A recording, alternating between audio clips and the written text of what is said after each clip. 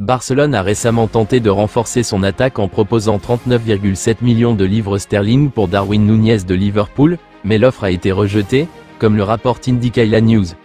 Le club catalan continue de chercher des solutions pour renforcer sa ligne offensive. Cependant, avec Robert Lewandowski toujours à la tête de l'attaque, trouver un attaquant prêt à jouer en tant que remplaçant reste difficile. La direction sportive du FC Barcelone et l'entraîneur en chef Hansi Flick sont conscients que compter uniquement sur Lewandowski est risqué. Ils ont souligné la nécessité d'un remplaçant fiable pour éviter de surcharger l'attaquant polonais. Le FC Barcelone avait initialement envisagé Jonathan David de Lille mais l'a écarté en raison de son style de jeu et des exigences financières élevées du contrat. Ils explorent désormais d'autres options qui compléteraient Lewandowski plutôt que de remettre en cause sa position.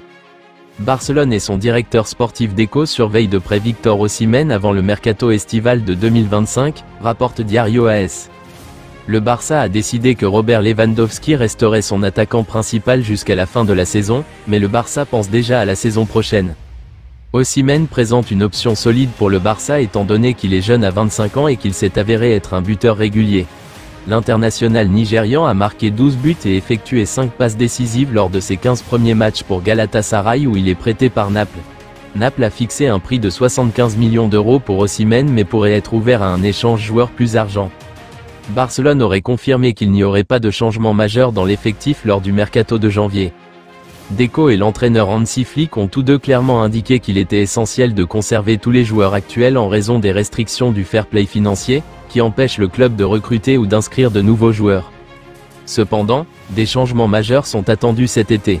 Selon Sport, Deco aurait été informé que Barcelone devra vendre des joueurs pour récolter au moins 80 millions d'euros, et potentiellement plus. Barcelone a un excédent de défenseurs centraux, et des changements au milieu de terrain sont également prévus. Eric Garcia et Andreas Christensen sont deux défenseurs qui pourraient être vendus. Garcia pourrait attirer des offres de la Première Ligue, tandis que Christensen, sous contrat jusqu'en 2026, a toujours une valeur marchande, malgré sa blessure. Au milieu de terrain, Pablo Torre, qui est tombé en disgrâce, et Frenkie de Jong, dont le salaire élevé fait de lui une option incertaine, pourraient tous deux partir.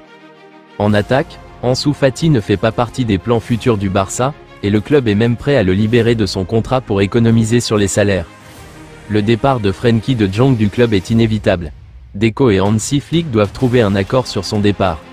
Continuer à garder le milieu de terrain sujet aux blessures et sous-utilisé ne sert à rien.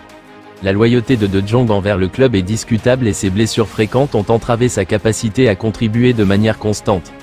Compte tenu de notre situation financière actuelle, il est prudent de le laisser partir et d'allouer les ressources plus efficacement.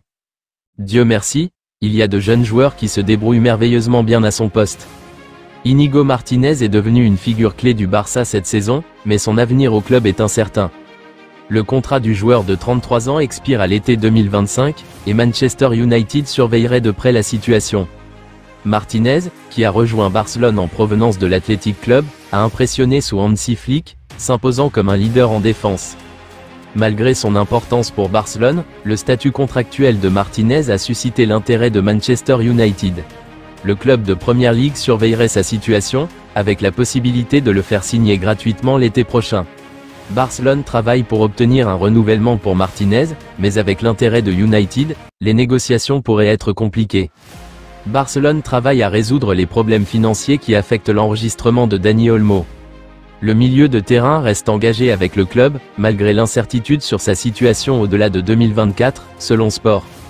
Olmo a été rassuré par la direction du club. Ils ont garanti qu'une solution serait trouvée, soit par une action en justice, soit par des stratégies financières alternatives. Une décision de justice vendredi décidera si Barcelone peut enregistrer Olmo temporairement. Barcelone devra lever 60 millions d'euros pour respecter la réglementation financière de la Liga. Pour relever le défi financier, Barcelone a entamé des négociations avec une société qatari pour vendre des packages de sièges VIP pour le nouveau Spotify Camp Nou. L'accord devrait rapporter 120 millions d'euros, avec la possibilité d'obtenir jusqu'à 200 millions d'euros à l'avenir. Olmo se concentre sur son succès à Barcelone et espère que le club résoudra le problème.